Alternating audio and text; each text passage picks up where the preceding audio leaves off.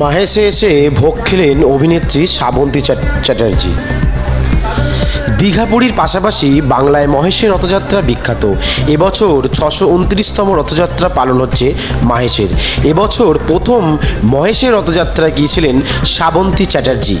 সেখানে গিয়ে পাত পেরে খেলেন অভিনেত্রী, প্রসাদ খেয়ে বললেন অমৃত। নমস্কার, বিপি নিউজ বাংলাতে আপনাদের স্বাগত জানাই। আমরা এখন দাঁড়িয়ে আছি বহু প্রাচীন 629 বছর এই রথ উৎসব।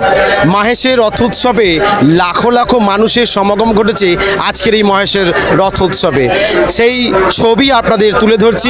এই রথ উৎসবে কিছুক্ষণ আগে উপস্থিত হয়েছিলেন বাংলার জনপ্রিয় অভিনেত্রী শ্রাবন্তী চট্টোপাধ্যায়।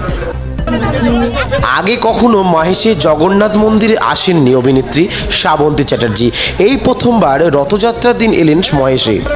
জগন্নাথ দর্শনের সঙ্গে ভোগও গ্রহণ করলেন তিনি। শ্রাবন্তী তার সহ অভিনেত্রী বিবিত্রী চট্টোপাধ্যায়কে নিয়ে এদিন মহেশের মন্দিরে আসেন। অভিনেত্রী বলেন, দেবী পক্ষে এবার দেবী চৌধুরানী আসছে, কয়েকদিন বাদেই আসছে ট্রেলার। এই ছবির জন্য আলাদা করে প্রশিক্ষণ নিয়েছেন অভিনেত্রী। দেবী চৌধুরানীর চরিত্রে বিশ্বাসযোগ্য করে তোলার চেষ্টা করেছেন। তিনি আরও বলেন, এর আগে রবীন্দ্রনাথের লেখার উপর অনেক সিরিয়াল করেছেন, তবে সাহিত্য নির্ভর ছবিতে এই প্রথম অভিনয় করেছেন তিনি। ভারতের স্বাধীনতা সংগ্রামের উস্কে দিয়েছেন দেবী চৌধুরানী। ইতিহাস নির্ভর এই সাহিত্যকে বাংলা ছবি আগে হয়েছে কিনা তার জানা নেই।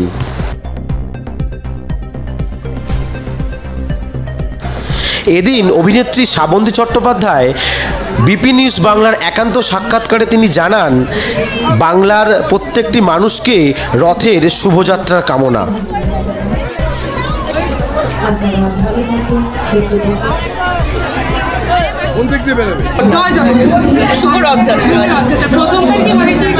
প্রথমবার মহেশে আসা হলো, মহেশের মন্দিরে।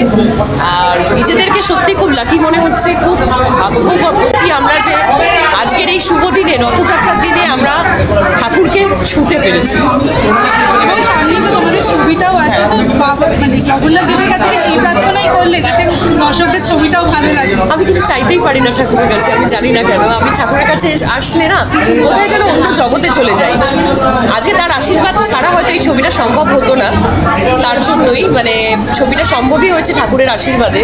কারণ অনেক বাধা বিপত্তি আমরা অতিক্রম করেছি। অনেকেই বলেছে এই ছবিটি হবে না, ছবিটি বেরোবে না, শুটিং হবে না। অনেক বাধা বিপত্তি করে আমরা এগিয়েছি। আমাদের ছবিটা রিলিজ হচ্ছে, পুজোতে রিলিজ হচ্ছে।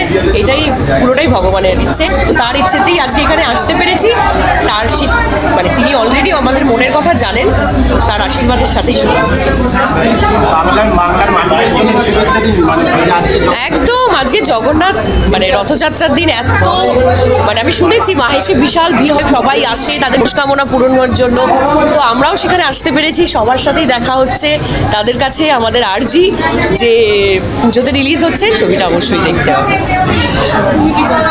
আজকের দিনটা ছোটবেলা থেকে কিভাবে কাটাতে? ছোটবেলা থেকে আমি কলকাতায় বড় হইনি, তো আমি যেখানে বড় হয়েছি ওখানে রথযাত্রা এরকমভাবে পালন করা হতো না।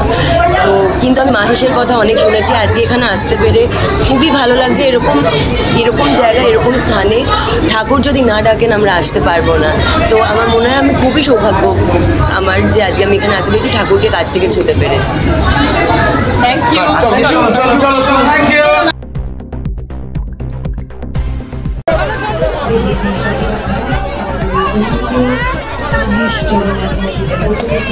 Bureau report, BP news Bangla.